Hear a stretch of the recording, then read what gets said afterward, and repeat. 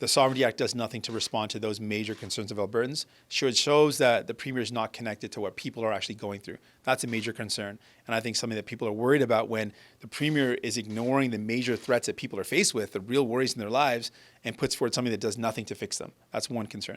The second major concern, the more we look at the Sovereignty Act, it is a law that is undemocratic. It takes away the powers of legislature and the public to see what's going on in terms of laws, and gives too much power to the Premier and to Cabinet to make laws in secret.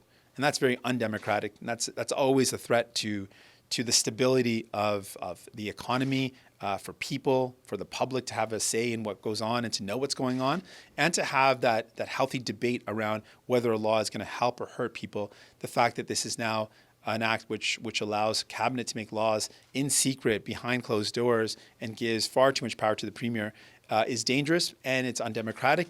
And there was no mandate for this. It's not like the Premier had a mandate to pass a bill like this. So those are the concerns that have been raised.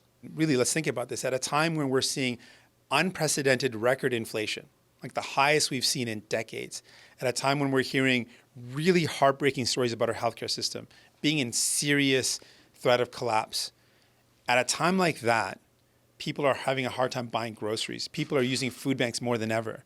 At a time like that, Danielle Smith chooses to bring in this act. Really shows a lot of heartlessness, shows a callous behavior, but I think it is intended to be a distraction from the real problems people are faced with. And so what we have to do is focus on the problems, focus on what people are going through. And that's what I've been trying to do, bring it back to what people are going through and talk about solutions that we can provide. And so I think it is important to keep that perspective. This is purposely designed to distract from the real struggles that people are going through, and that is wrong. And it's my job and leaders like me to be able to raise concerns about what people are going through. And I think Rachel Notley is doing a great job of that. I continue to look for solutions for people because I think that's what people deserve.